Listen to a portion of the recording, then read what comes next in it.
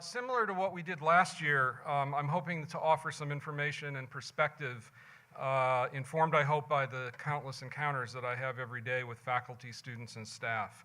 And I hope that the things that I have to say will give rise to questions and suggestions. And again, like last year, we're going to schedule some informal opportunities to come together for formal dialogue, because this is not really a space conducive to that.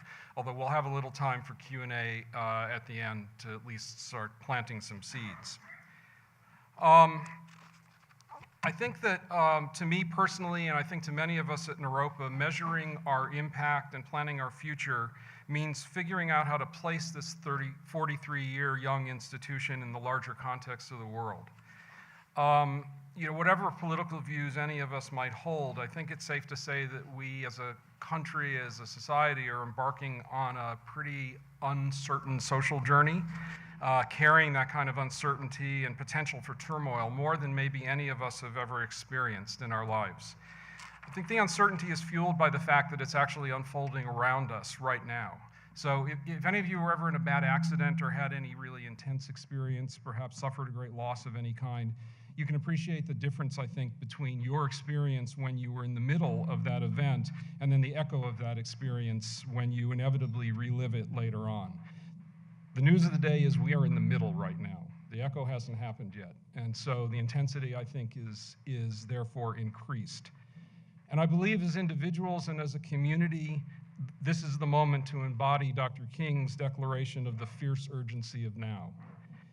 It's a moral responsibility that I think we all hold in a world that's suffering injustice and aggression. And there are obviously many ways in which we can engage. We can engage through service, through political activism, social action, rejecting injustice, fostering community, going on meditation retreats, acting as compassionate human beings, generally not being a nuisance to each other. There's all kinds of things that we can do to kind of address the situation that we find ourselves in. And I think that Naropa as an institution also has opportunities for enhanced relevance in the world. First of all, I'm very grateful for the many voices within our community who are reminding us and urging us to speak out about justice, equity, and inclusion and to act on them. I think it's also important for us to take a long view. Much like Trungpa Rinpoche's proclamation of the 500-year Naropa project as we opened our doors in 1974. That long view means that we can do everything, that we should do everything possible to educate and support students now and in the future, students who will become the new generation of leadership in all of our social sectors, effective actors, speaking truth to power and in fact being the power, not just speaking to it, and becoming the true world transformers that we declare that they can be. That said, we're a tiny place, small relative to all of our counterparts, and have always at the same time been very complicated. To be part of this community means holding two very challenging realities, I think. One that's uplifted by inspiration, appreciation, vision, and commitment, and the other which is grounded in financial challenges, leaking pipes, unmet goals, and insecurity of all sorts. Both of those realities, I think, are true, or are untrue, depending on your perspective. But they're both the same. In any case, my work and the work of my faculty and staff colleagues is to live in this soup that blends it all together. And I appreciate all of the effort and the way in which, in spite of, or maybe because of, the daily dramas, we continue to feel blessed to have the chance to serve Naropa. I want to share some information with you, invite you to consider your questions and comments, and then that will hopefully spark communication for the rest of the semester. Last year I noted in this talk that our 2008 strategic plan, which served us pretty well, was in need of refreshing.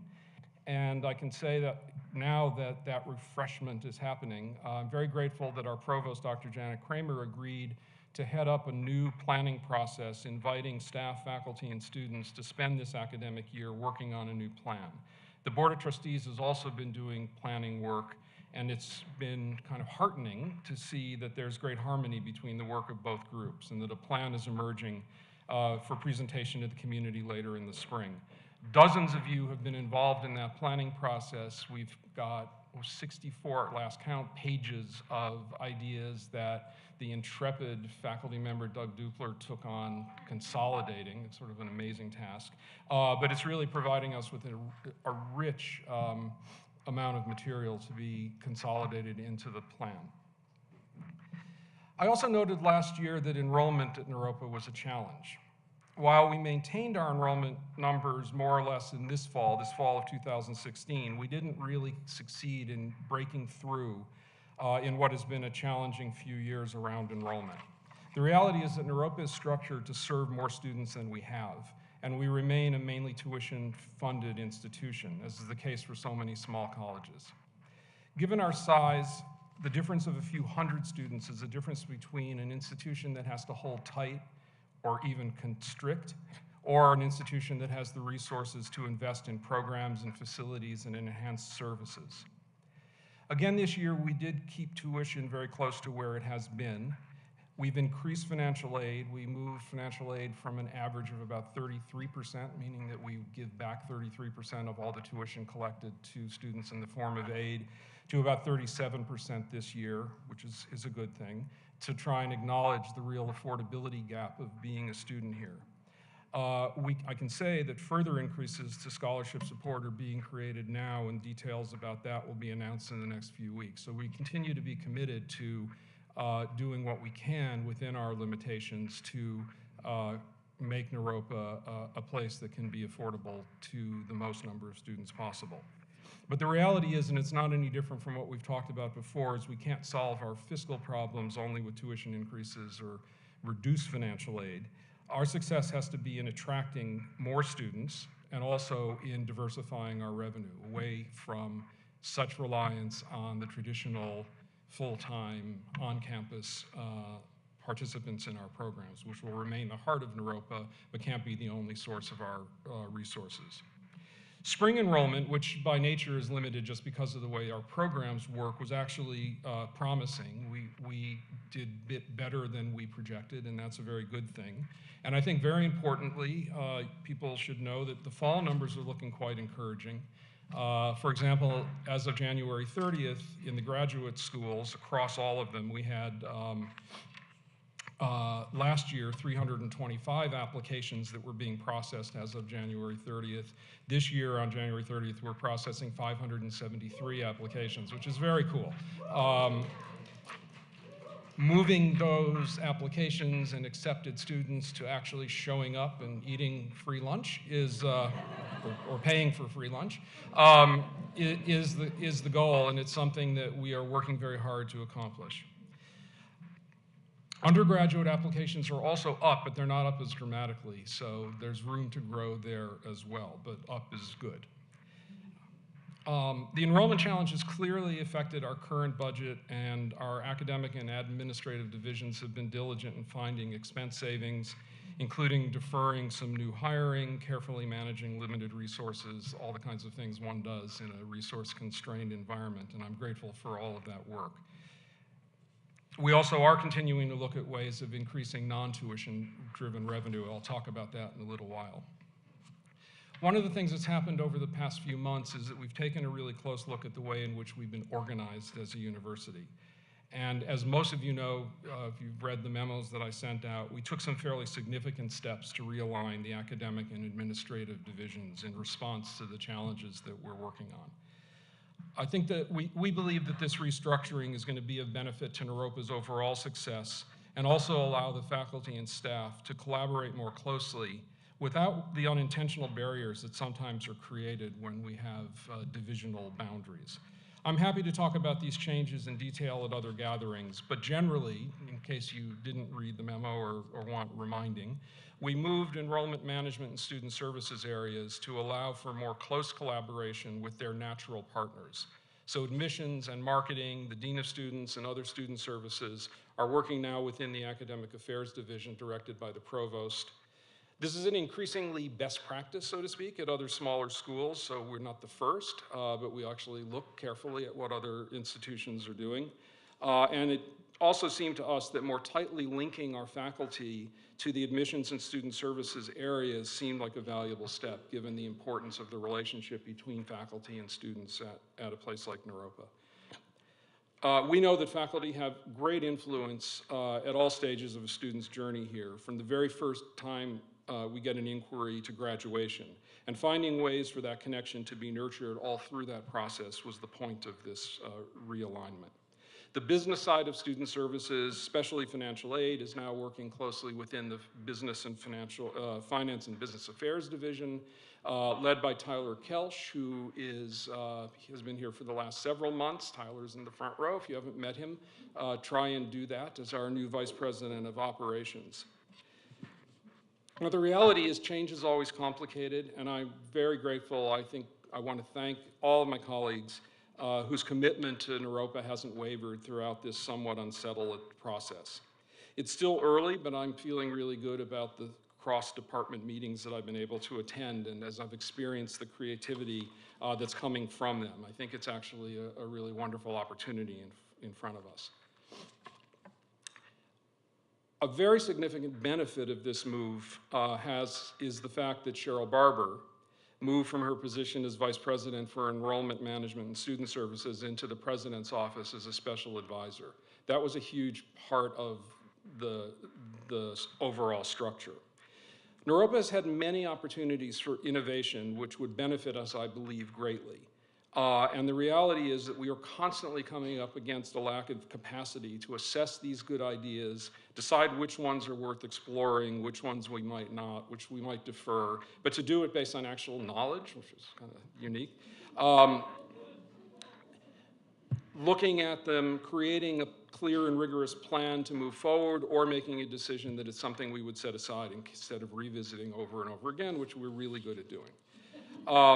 For example, many of you recall that a couple of years ago, we purchased the curriculum and the other assets of the Boulder College of Massage Therapy, which was a nationally respected institution in Boulder that closed for what I think were avoidable reasons, but it had nothing to do with the quality of their faculty or the quality of their curriculum. We've believed that something like a massage school at Naropa would fit very well into an emerging health and wellness platform with a whole lot of possibilities there, which offer a career path, another career path for Naropa students, and new revenue for the institution. And I can say for the last couple of years, we have been trying to find the time to move this idea to fruition in a way that we actually think can work and is sustainable, and it's a perfect example of the kind of thing that Cheryl can work on. I don't know anybody here at Naropa who holds a more visionary view coupled with an analytical ability than Cheryl does, and so having her be able to work with us in these kinds of projects is incredibly important. Also, one of the outcomes of this reorganization is that Cheryl and Mara Dark, who hold most of our institutional research capacity, are also moving that function into the President's office. It's very obvious that clear data and quality research is essential for us to make good decisions, and to hold that function in the President's office, I believe, will ensure that the work will support all divisions within Naropa. So all that said, I want to just express my gratitude, and I think on behalf of all of us, to Cheryl, who's 24 years here, has led her to this new position and her willingness to take on this challenge.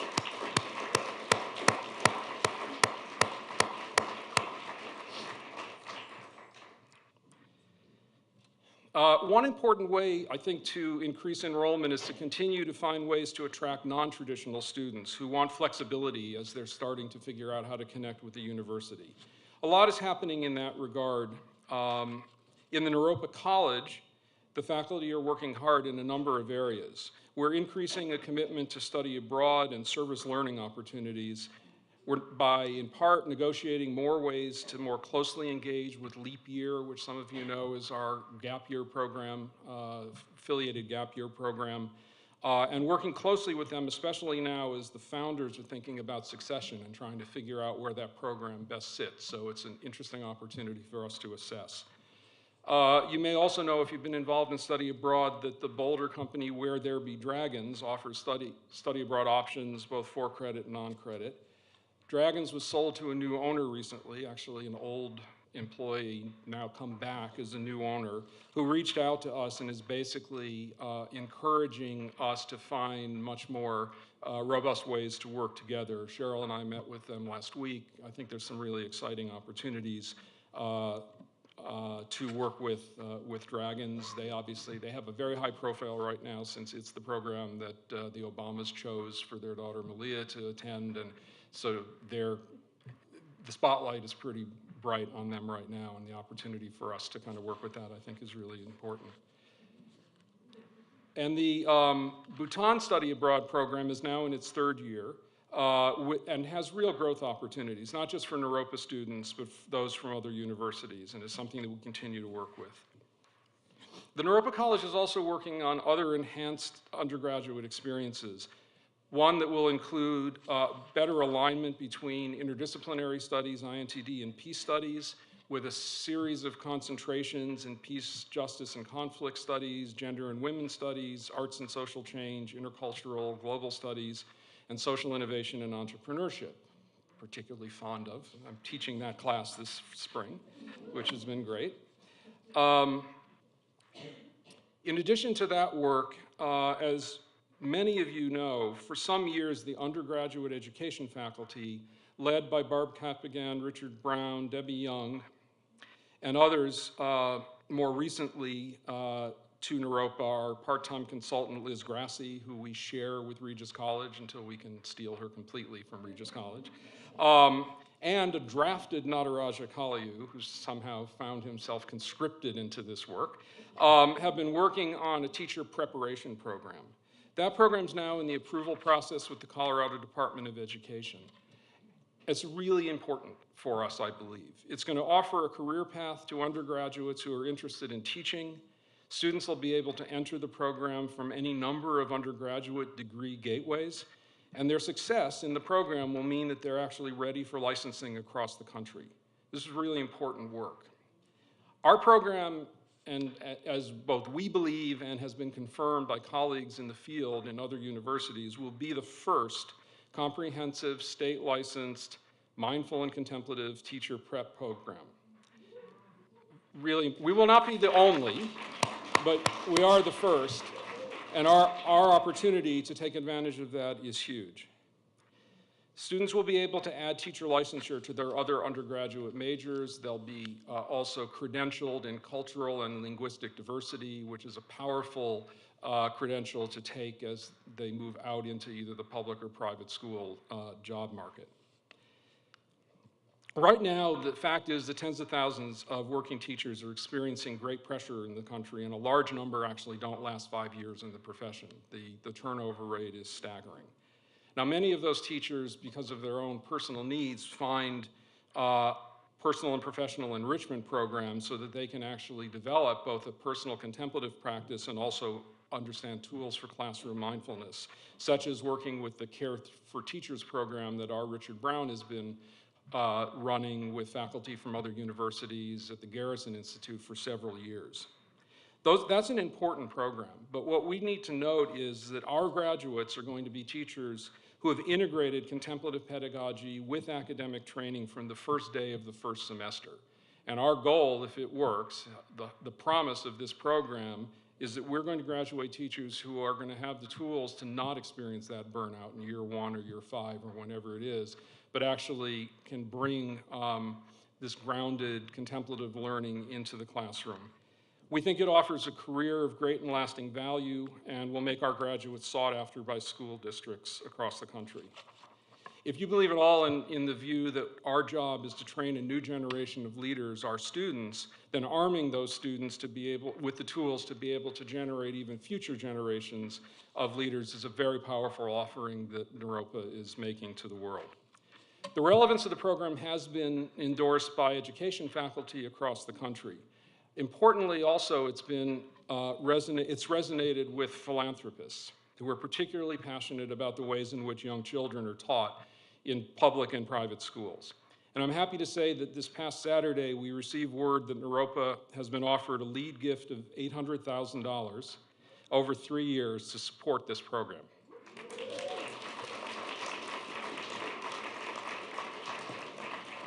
This gift is amazing. Amazing. Nobody raised their hand. This gift is amazing in any number of ways. Obviously, the amount is very significant for any institution, but especially for us. And as important, I think, is the fact that it comes from a young philanthropist who until 4 months ago had not heard of Naropa University, and who after visiting here, meeting with students and faculty, sent me a note on Monday that said, "I'm so inspired by the work you are all doing and excited to see how it evolves and touches people's lives. Naropa is a very special place. I'm amazed I haven't found you all earlier in my life, but I'm grateful to be connected now." That donor is not alone in the world, and it's up to us to find her friends. Because there is no question that from the moment somebody like her sets foot on this campus and engages in this community, the job's done. I mean, all I had to do was kind of arrange it and then let the students and faculty kind of step in, and then I cooked dinner for her. But we owe much gratitude to Angela Madura and Aaron Farrell in our development office, the faculty members that I named earlier, and Janet Kramer and Tyler Kelsch, and also to our board chair, Jerry Colonna, who joined us for this closing dinner, sharing a number of intersecting worlds with this donor and her family, and it helped quite a lot. It took that team to get to this successful result, and we should be grateful for all of that work. The Graduate School of Counseling Psychology has also been hard at work as well. Starting this June, we're going to be launching a new hybrid program leading to a master's degree in clinical mental health counseling with a concentration in mindfulness-based transpersonal counseling. So I wrote that out as an acronym, the acronym is MIDMIC, which I think sings, others don't, so we may have to work on it a little bit, but whatever. The big news, however, is that this 60-credit program is going to allow students to complete their degree in 2 intensive years with a combination of online study and retreats. We think that there's a market for people who simply cannot devote the time to do the full-time study here, but who really want to make the connection with the counseling training that we have to offer. I'm happy to say that it looks like for this coming June that we will more than fill the first class. It's going to create about $200,000 of unexpected tuition revenue this June, which is fantastic. And obviously will lead to every year a new entering class, people staying with us for a couple of years. It's a wonderful model for the kinds of things that we can do in the non-traditional way. Again, I want to express gratitude to the whole GSCP faculty, and especially for the skillful leadership of the Dean, Deborah Bowman, who actually moved this whole process, this vision, to a reality. So thank you for that.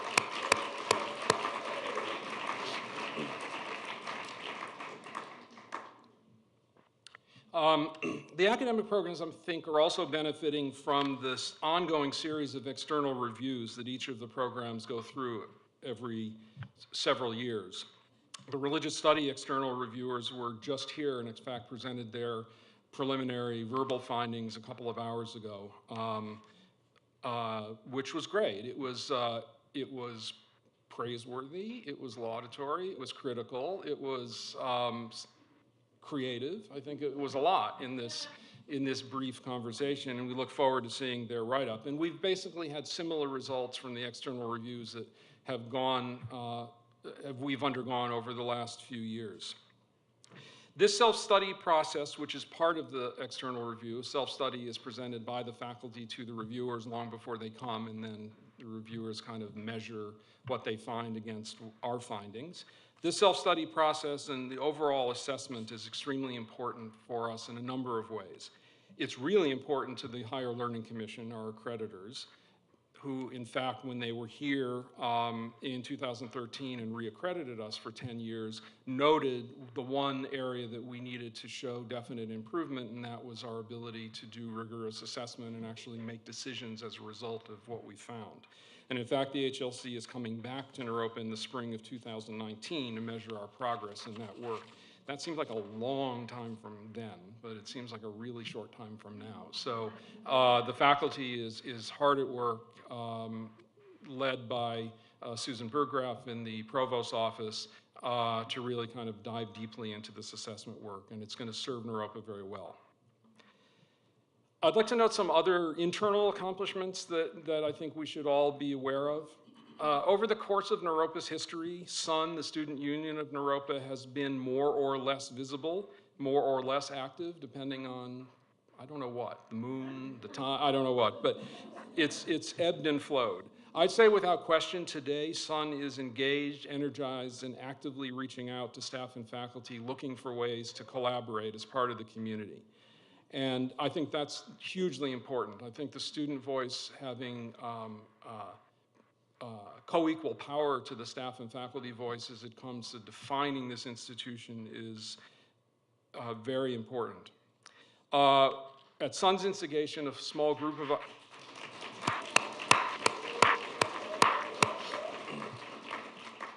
At SUN's instigation, a small group of us representing the major Naropa divisions spent an afternoon last week looking at ways that we could collaborate by sharing information more effectively and seeking other ways to more strategically work together.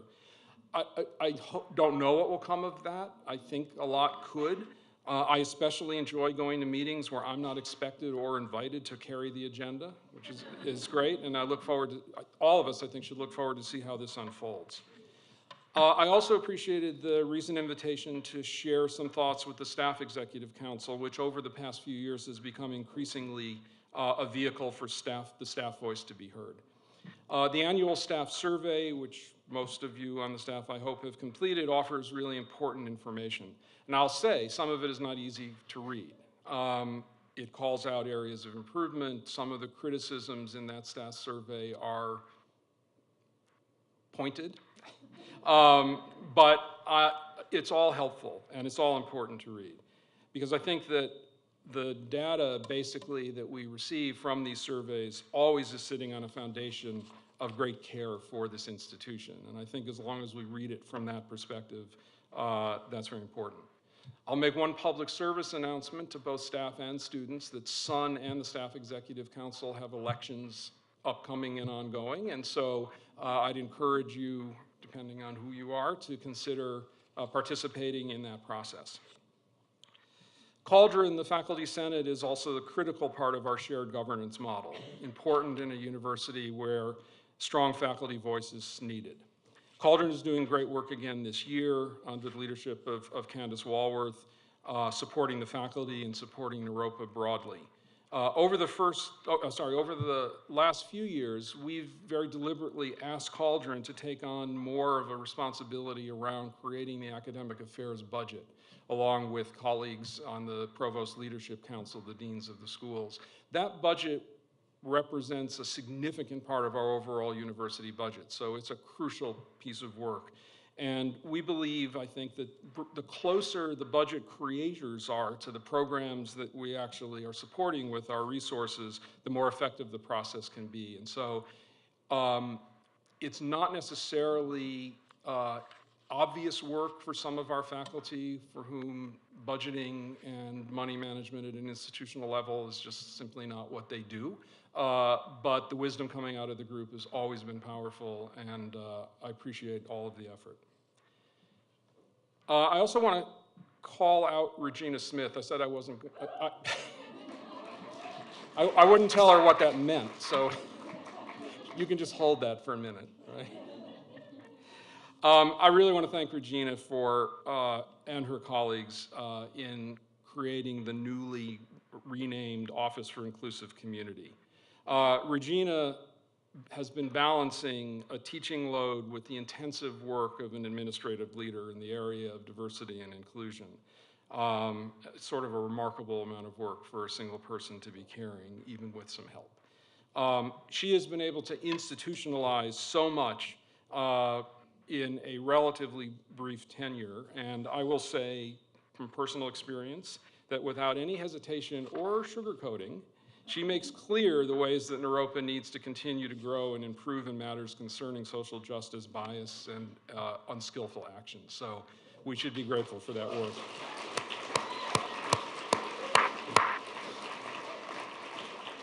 And I also want to note briefly the important work that Dennis Kerr, who's an Naropa alum, is doing as our Veteran Success Coordinator.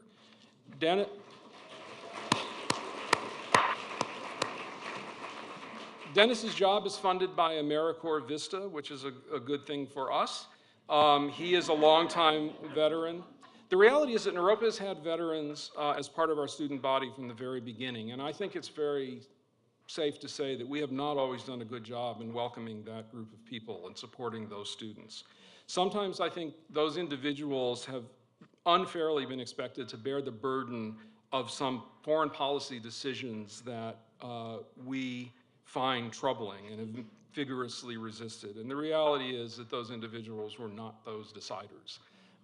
And so to welcome them to this community, to allow them to feel at home here is very important, I think, for Naropa as an institution. And Dennis has raised consciousness around these issues. I appreciate that effort a lot.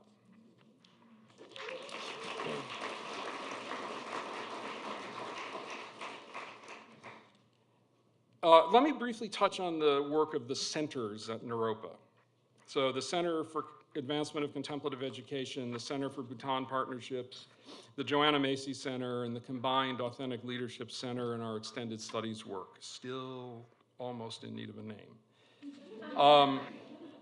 I want to take some responsibility that some of the reason for the existence of those centers is unclear, and that there's a view that the centers are possibly using up resources that would be better deployed elsewhere across the university. This is another one of those things that I'd be happy to talk about in a different gathering where we can have more in-depth conversation, but I want to name it now because I think it's an important point. But for now, let me just sort of explain the underlying logic behind the centers from my perspective, and I think some of it will be shared by others as well. I hope most of it. We know that Naropa holds a mythological place in the world of contemplative education and mindfulness. We say in some of our material that the so-called modern mindfulness movement was born at Naropa, and I believe that's true. And others believe it's true, and others write that it's true, so therefore it's true. But at the same time, I also think that as we grew our university in Boulder, we gave up a certain visibility to the broader world. Now, there are many contrary examples. We have thousands of alumni across the world who are making their mark and who are connecting their Naropa experience to the work that they're doing in the world. And many of our faculty are and remain sought after speakers at conferences and events. But as an institution, the light could be shining brighter on Naropa for sure. It would do a lot of things. It would help our traditional recruiting efforts. It would support our fundraising work. That donor from Hawaii and her $800,000 should have known about Naropa not 4 months ago, but 20 years ago when she first started studying yoga and meditation. This will help. And it will also help us in the creation of innovative offerings that are relevant to a world that's in need of them. So we elected to organize these kinds of activities as sort of outward-facing activities that support that view by the creation of the centers. So CASE has two roles. It has an internal role offering tools and support to all the faculty as they evolve their personal expression of contemplative pedagogy in the classroom. And CASE is also working, again, internally, but for the benefit of a greater world, on a multimedia project to capture the core contemplative traditions that formed Naropa at the beginning. For example, filming and creating content around Barbara Dilley's Red Square work, which not only was birthed here, but is practiced now by her alums all over the world, or Lee Worley's Teaching Presence work. We have not done a great job of actually capturing that in a way that is going to be accessible to a bigger world, and I'm excited that CASE has taken on that responsibility. CASE also faces outward as a partner to other institutions and organizations that are engaged in similar work. Right now, that includes, for example, being a lead content developer with the Contemplative Mind in Higher Education organization, planning a major national conference near Santa Cruz later this year for several hundred higher ed faculty members who are using contemplative pedagogy. or closer to home, serving as the lead convener of the Rocky Mountain Dialogue for Mindfulness in Higher Education that has representatives from faculties of 9 or 10 other colleges along the Front Range that come together to share their experiences in the classroom and their personal experiences of contemplative practice, and CASE has been centrally engaged in that. The Joanna Macy Center was created as named, to advance Dr. Macy's legacy and to create a more resilient world.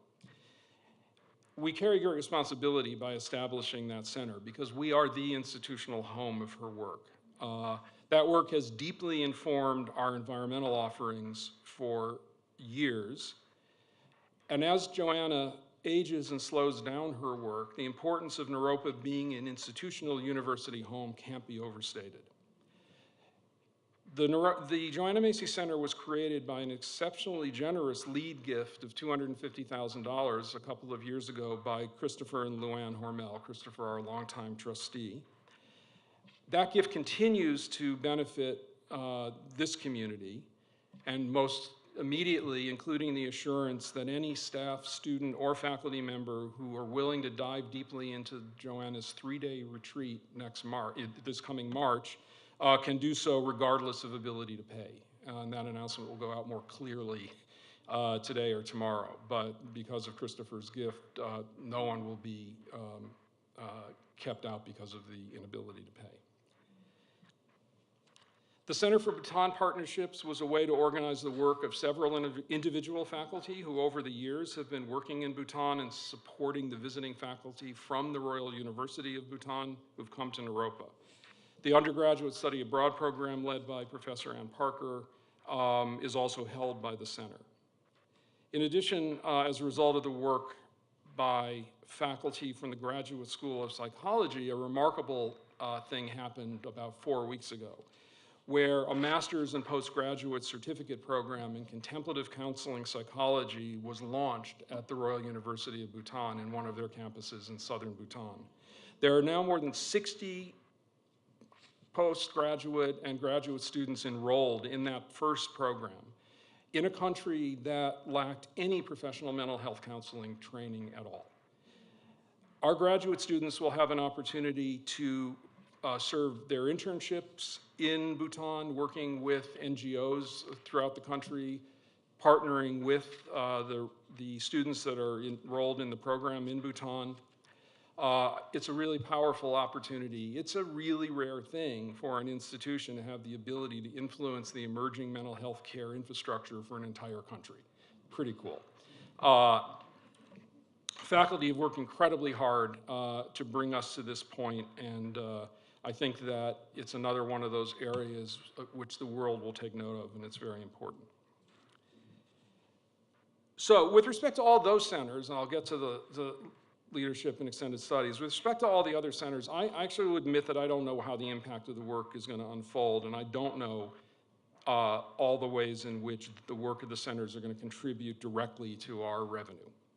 We do know some things. We know that non-Naropa students, for example, who attend our study abroad program pay tuition to Naropa that we would not otherwise get. So there's a very direct correlation there, and it's something that we need to continue to build on.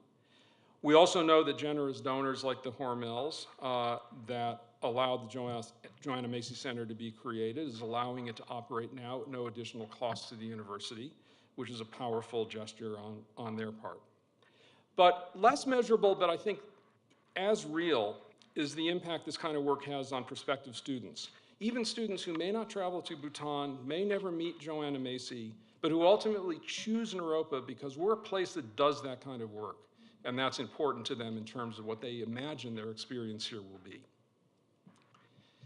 The Authentic Leadership Center and Extended Studies work is a little different in that there's been a revenue-generating intention from the beginning.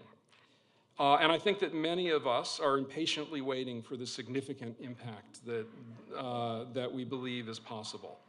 But I hope that that view can be tempered somewhat by realizing that we're creating a really different and complex set of offerings in this work.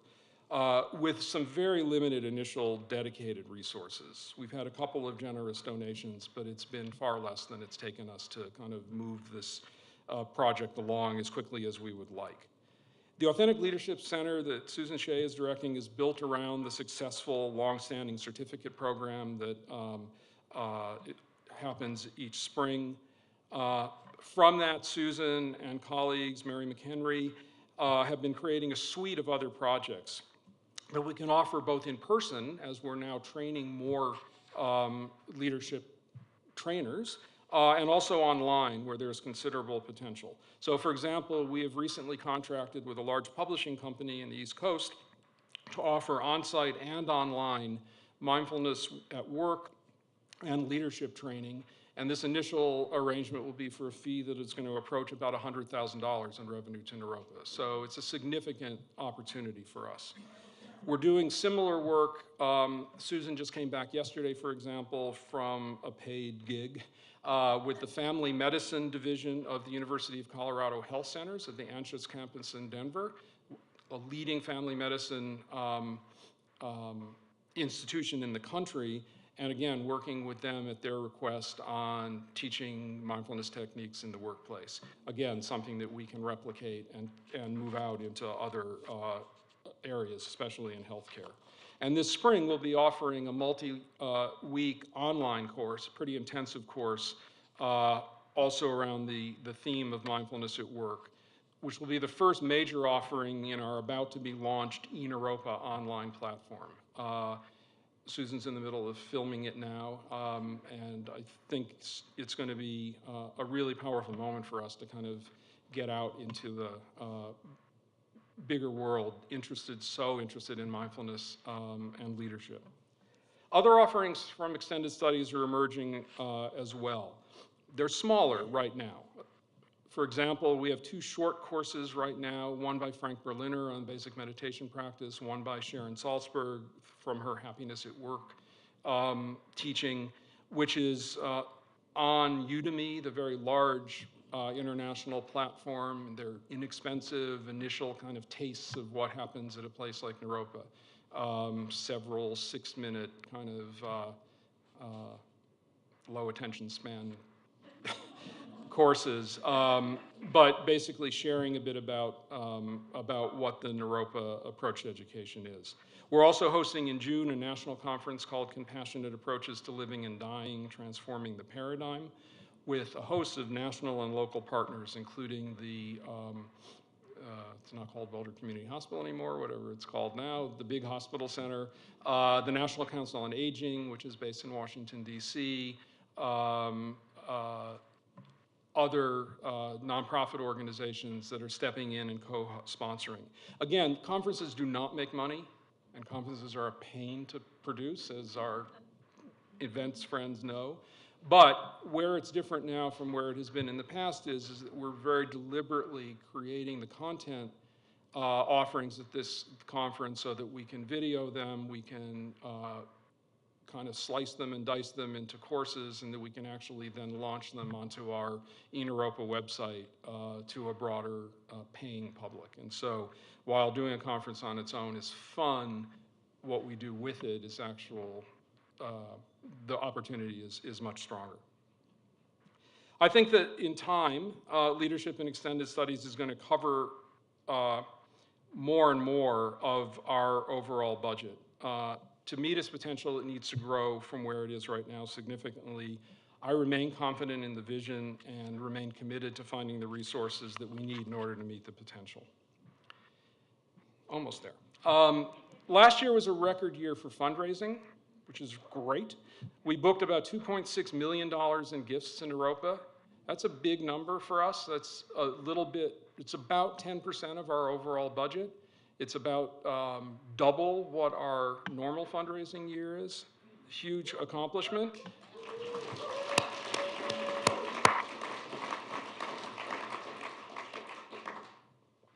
There were a couple of, I don't want to call them anomalies, but there were a couple of large gifts that were part of that we're not going to repeat. We kind of knew we're not going to repeat.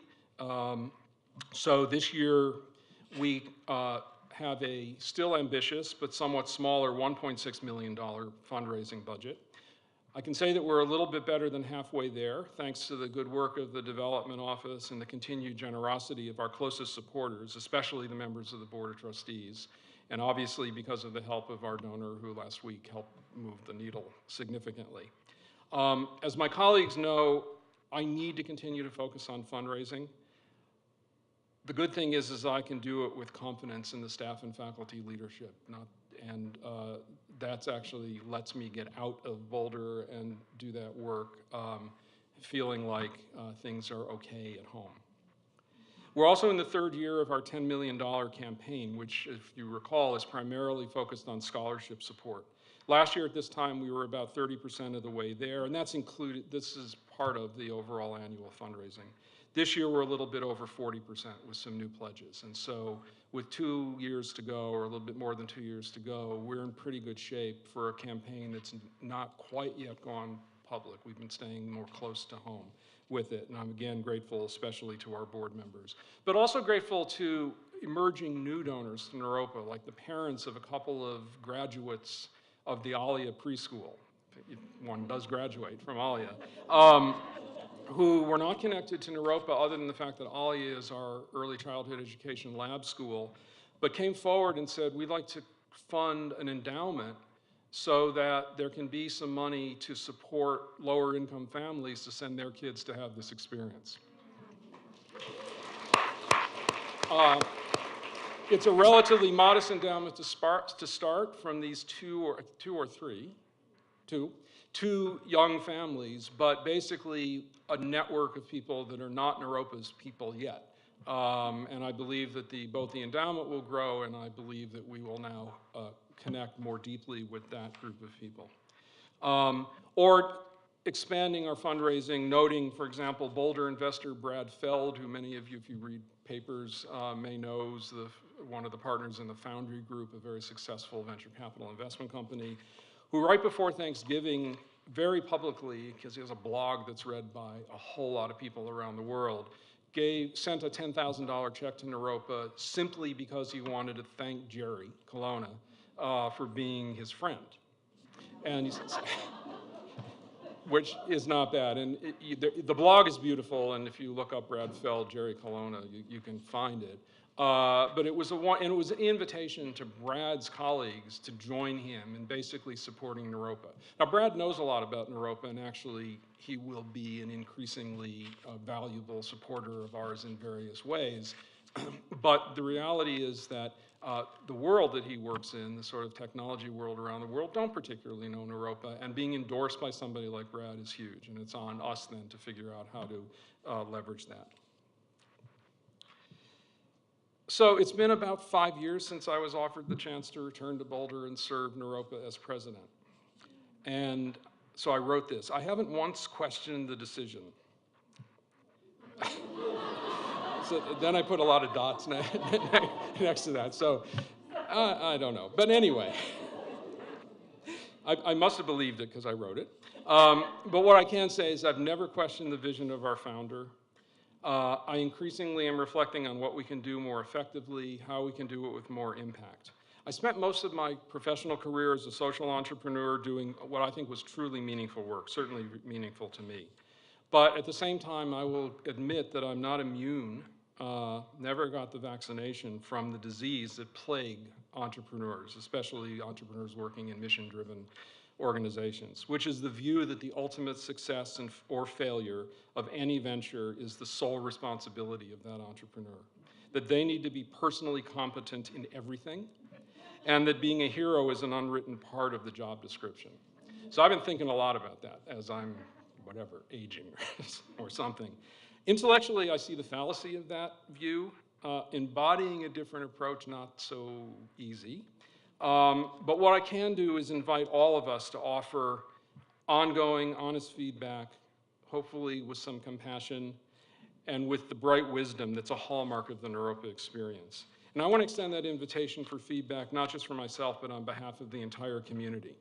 To be Buddhist for a minute, a Buddhist takes refuge in the Sangha, which is the community of practitioners, but really it's refuge or commitment to any community that you're a part of. Trungpa Rinpoche talked about that act of taking refuge as relying on others to be a constant reference point, creating a continual learning process, and giving up regarding ourselves as lone wolves. At the same time, he said, it's also not just going along with the crowd. As he said, either of those two extremes is just too secure. And if we know anything at all at Naropa, it's that security is overrated. So I want to thank you for taking the time.